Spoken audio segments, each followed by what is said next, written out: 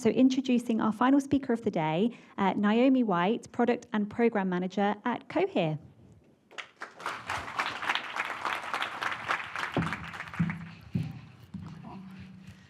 Cool. So it's great to meet you all, and I really want to thank Prolific for putting together such an insightful and inspiring event.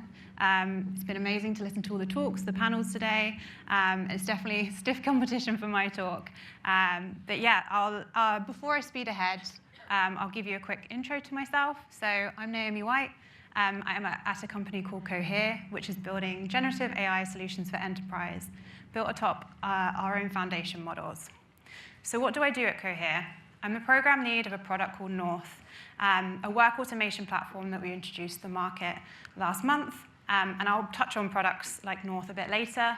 But essentially, it's a solution that allows you to have enterprise search, generative AI, and a way to quickly configure AI agents to automate manual tasks and complex workflows. I've seen firsthand that the success of enterprise AI isn't just about better algorithms. It's about understanding how humans actually work and think. My career so far has shown me that the future of AI depends on our ability to capture and translate human expertise into systems that can truly collaborate with their users. So enough about me. Let's get down to the talk at hand. I wanted to spend some time today talking about the way in which human data has evolved and what my predictions are for 2025. I'm quite keen to explore a fascinating paradox that defines our current technological moment. As our AI systems become more autonomous, contrary to popular belief, they actually require more sophisticated human oversight, not less. 2025 is shaping up to be the real year of automation, but perhaps not in the way many predicted. So let's look at our development journey, and I'm going to hark back to, take us a step back in time to understand where we've come from. So remember when AI development was all about basic labeling? Teams of annotators would spend countless hours on simple classification tasks, from early image recognition, is this a cat or a dog, to spam detection, to content moderation, so inappropriate or appropriate. The formula was pretty straightforward. Look at an input, assign a label, repeat at massive scale. This binary approach formed the backbone of early AI systems, and we built massive data sets this way, with humans providing millions of clear, unambiguous labels. While efficient for its time, this approach had a fundamental limitation. It could tell us what something was, but never how or why. It was like teaching by flashcards or Cliff's Notes rather than a true understanding. Our systems could recognize patterns, but couldn't grasp the deeper context or reasoning behind their classifications. This sets the stage for the transformation we're seeing today, and as we head into the future, a shift from simple labeling to something far more sophisticated. Looking at today, our AI systems operate at the intersection of three key capabilities: chain of thought reasoning, multi-hop logic, and behavioral understanding. Let's see how these work together.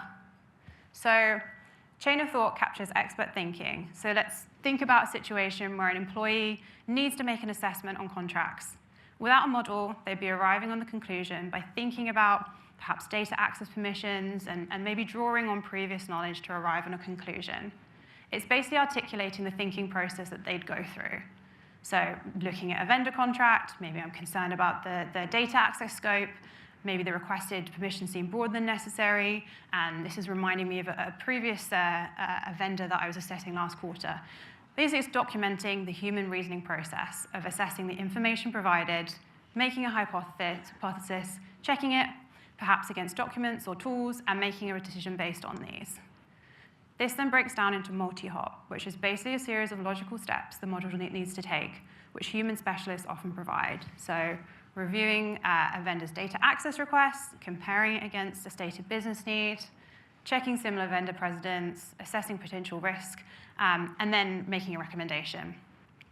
This shift focuses heavily on user behavior and dynamic prompting, where the system's queries evolve based on the user's current context, their past behavior patterns, the specific task requirements, and even kind of previous successful interactions. What we're moving into is modern systems observing how users interact, what context matters to them, and how their needs evolve during a session. The prompt engineering is not static. It adapts based on user behavior and context, constructing dynamic queries that capture the full richness of user intent. The result, systems that don't just follow steps, that understand your work patterns, anticipate needs, and adapt their support accordingly. We're teaching AI not just what to think, but how to think in real-world kind of scenarios. And this really gives a flavor to where we are going. So before I move forward, I'll do a quick brief on agentic systems. I know we've talked about them kind of several times today, and this might be maybe taking things a little bit back to basics. But you probably heard this term thrown around at every conference and client meeting lately. But what exactly are we talking about? So imagine an AI that doesn't just respond, but actually collaborates. An intelligence that doesn't simply execute commands, but understands your broader mission and works alongside you to achieve it. So gone are the days when AI was a passive tool waiting for precise instructions. Today's agentic systems are more like intelligent teammates. They don't just write an email or analyze a spreadsheet. They comprehend the context, anticipate your needs, and proactively adapt their approach. So let me paint a picture. Traditional AI is like kind of a skilled but rigid assistant, or perhaps an intern. Given an exact instruction, and it delivers exactly that. An agentic system, it's more like having a strategic partner that not only completes the task, but understands the underlying goal. So you need a market research report. Instead of just compiling that data, it will recognize the strategic questions you're trying to answer, dynamically switching between research tools, synthesizing insights, and maybe even suggesting innovative approaches you might not have considered. So what makes these systems truly revolutionary? There are some core capabilities that set them apart. First of all, contextual intelligence. These systems maintain a persistent, nuanced understanding of your objectives. They're not just starting from scratch with each interaction, but building a continuous thread of understanding. Secondly, there's adaptive execution. They don't just follow a linear path. They plan, adjust, and navigate complex workflows. Think of them as having an internal project manager that can seamlessly coordinate multiple steps and tools.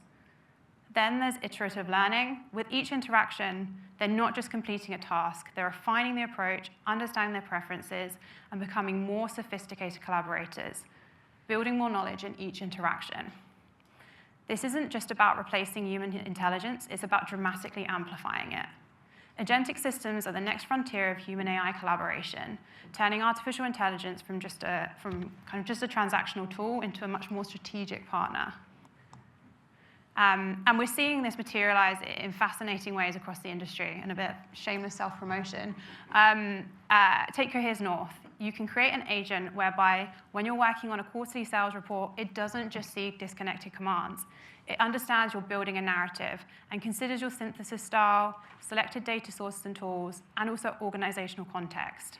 You can even see and edit its planning process to guide it towards better responses. Microsoft Copilot and Amazon Q are among others that take similar approaches in enterprise settings. So when an employee asks about a company policy, these systems don't just match keywords. They construct rich queries, considering role permissions, interaction history, and related policies. And tools like Perplexity, for example, demonstrate how agents can actively participate in information discovery and synthesis, not just searching or responding, but actively seeking, validating, and synthesizing information from multiple sources in real time. So that unlike traditional search tools, it maintains conversational context whilst gathering new data, showing its reasoning process, and continuously updating its understanding as new information emerges. So I've talked a lot about these end products. But let me show you what this means for human data work, because this is where it gets really exciting. So think about how humans work in the real world.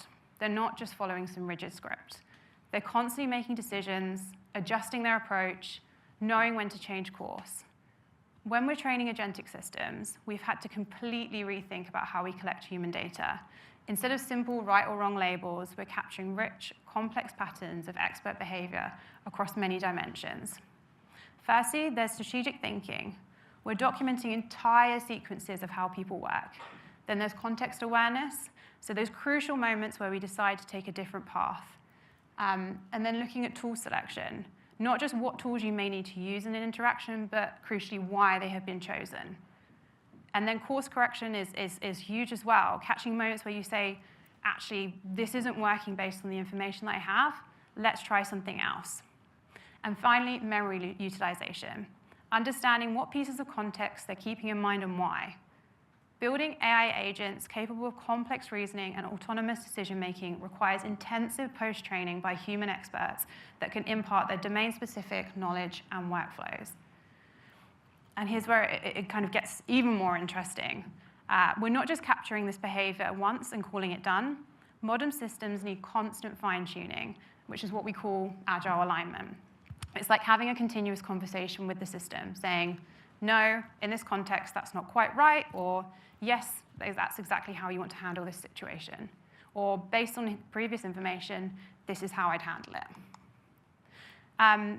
And then kind of moving on to RL, which we've touched on a few times today. It's becoming increasingly sophisticated.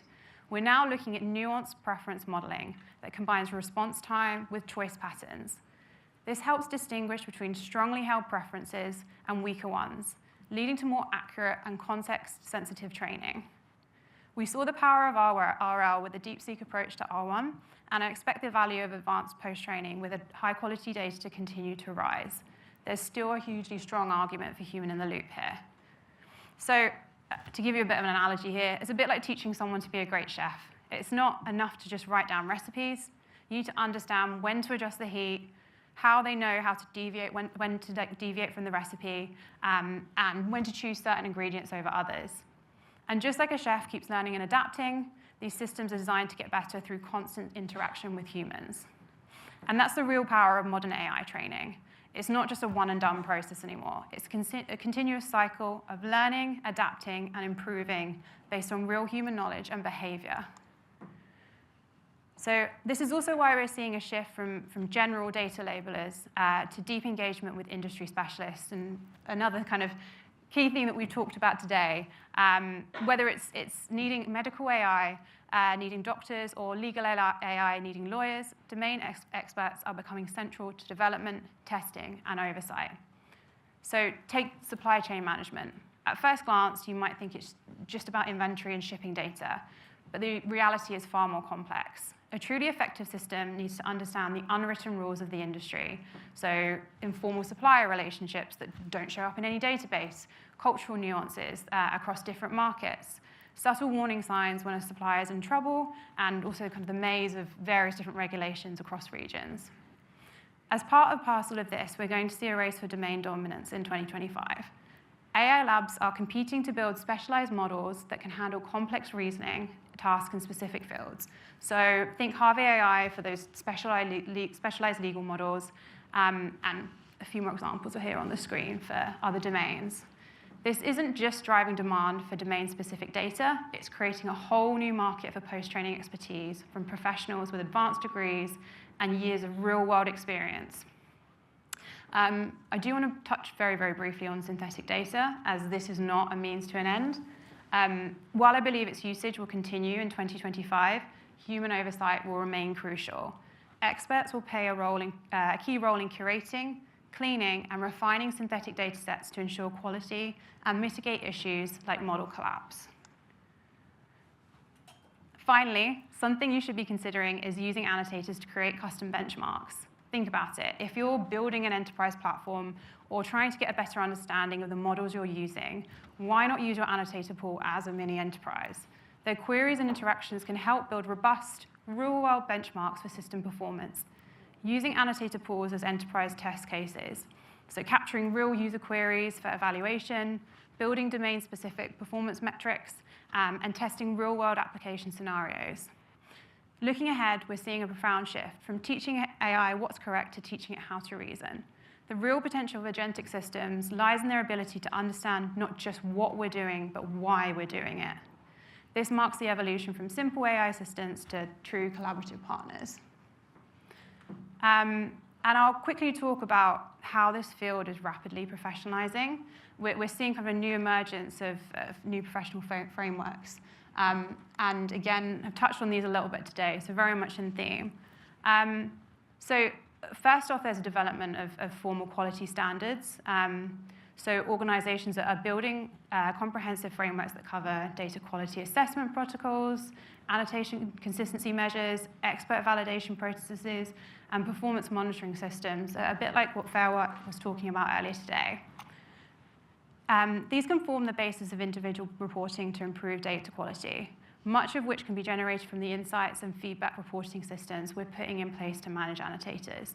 So pulling in information from billing systems to reviewer feedback, and I predict we'll be using specialized agents to do this by the end of 2025. But quality is just the beginning. Safety and ethics have also become central concerns. We're seeing structured safety protocols for AI training.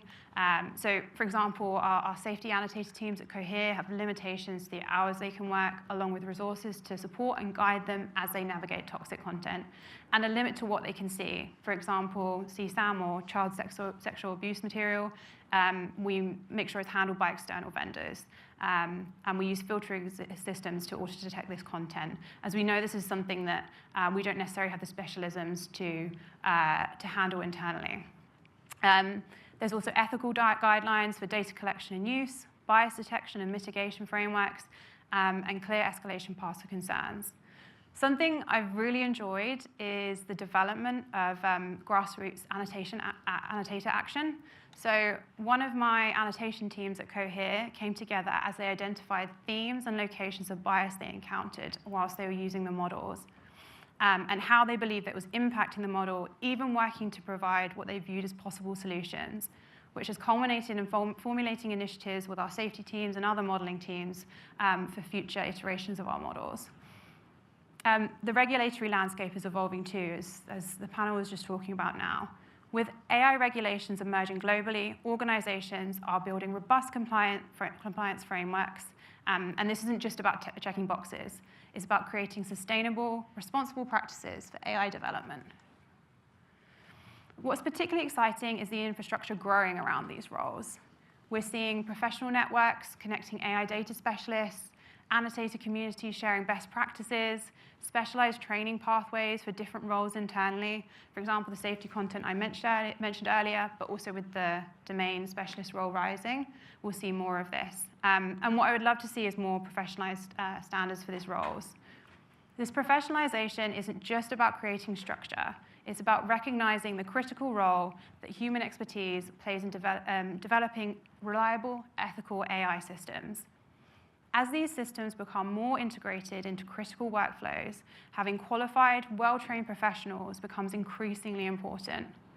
Think of it like the evolution of other technical fields. AI data work is developing its own professional standards, ethical frameworks, and career paths. So, as we look ahead to 2025, we're witnessing a fundamental shift in AI development. It's not just about automation anymore. It's about transformation. The questions involved from what can AI automate to how can AI and humans collaborate effectively. So to kind of summarize here, there are 3 key developments that are shaping this future. Human expertise is becoming much more crucial, not less, but in more sophisticated ways. So we're moving from basic labeling to teaching AI how to think and reason. Secondly, domain knowledge is absolutely crucial, it's critical. Whether it's medical AI needing doctors or legal AI needing lawyers, deep specialized expertise is becoming central to AI development. And also, a new professional landscape is emerging. We're seeing new career paths, ethical frameworks, and standards for human AI collaboration. The most successful organizations won't just deploy AI. They'll fundamentally rethink about how human expertise and AI capabilities can work together. The future isn't just about replacement. It's about enhancement, collaboration, and the emergence of entirely new ways of working. So I kind of just wanted to leave you with a couple of questions, and maybe things to talk about as we head into drinks later. Thinking about how your organization is preparing for this evolution in human AI collaboration, perhaps what unique domain expertise exists in your company that could be crucial for AI development. Let's think more about kind of how we ensure that the professionalization of AI data work remains inclusive and accessible. And also what ethical considerations should help guide the development of human data standards. And with that, that's the end of my talk. That was much faster than I thought. Does anybody have any questions for Naomi? Put your hand up and I will run over to you elegantly.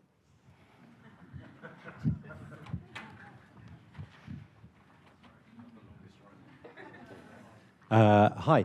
I have a question. I've been working in a startup automating tedious, repetitive work, so kind of same kind of space. And I think one of the things that comes up a lot is that chat can be a really horrible experience for this. Mm-hmm. So the interfaces are really interesting for creation of managing work, and then also for the management of the work, and then making it satisfying when you're not doing things yourself. I just wondered what you thought about all of that and like what you've been exploring and that kind of thing. Yeah, I think it's something that's in active development, especially with products like North. I think we're trying to find kind of where the key balance is between showing exactly the whole entire like tool plan, whether it's what is kind of the perfect balance. Is it too much? Because I think at the moment what we're seeing is that we want to show every single step, but do actual users want to see that? Yes, of course, internally we want to see because we're interested in the process. So yeah, I don't kind of know where the sweet spot is right now, but I think as we roll out this product to more organizations, we're going to be able to kind of make more of that discovery. But then I also think kind of having like interactive sessions, so the editing of the tool plan or like document editing, for example. If you think about like Claude, when they have like the artifacts, that's a really nice interface to be able to kind of interact with what the model is doing and also guide it to different decisions. So I think I don't have any exact answers for like how that should look, but I think there are so many interesting developments in all the different organizations right now that are getting us to that point. And also it could totally depend on the industry as well. I think that's the other thing. Making a generalized product like North is kind of tricky because it might be appealing to one organization, like a financial institution, to have something that's like quick one and done. But if you're working in like a creative space, they might want a bit more like interaction. So yeah, again, very much depends on the industry. Thank you. I'm reassured to hear that you haven't cracked it either. So it's good.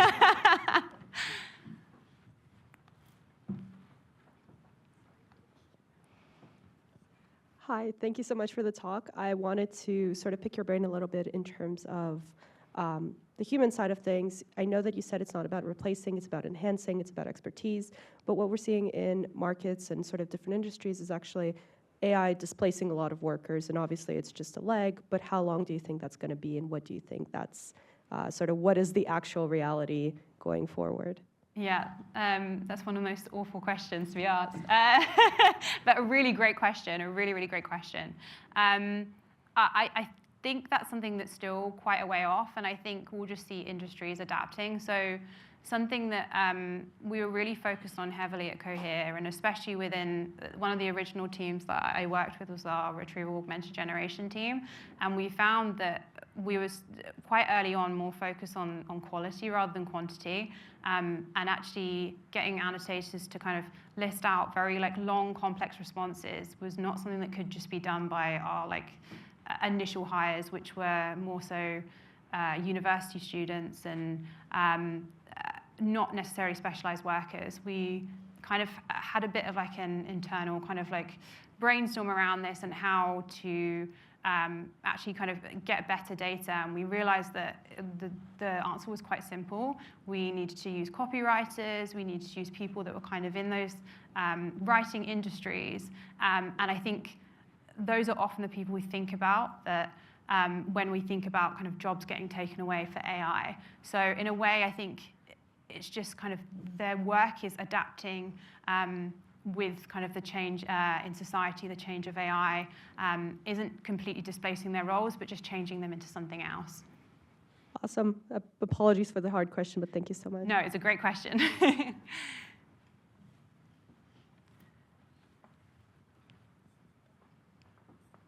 Thank you, Amanda, and thank you, Naomi. Thank you so much for the talk.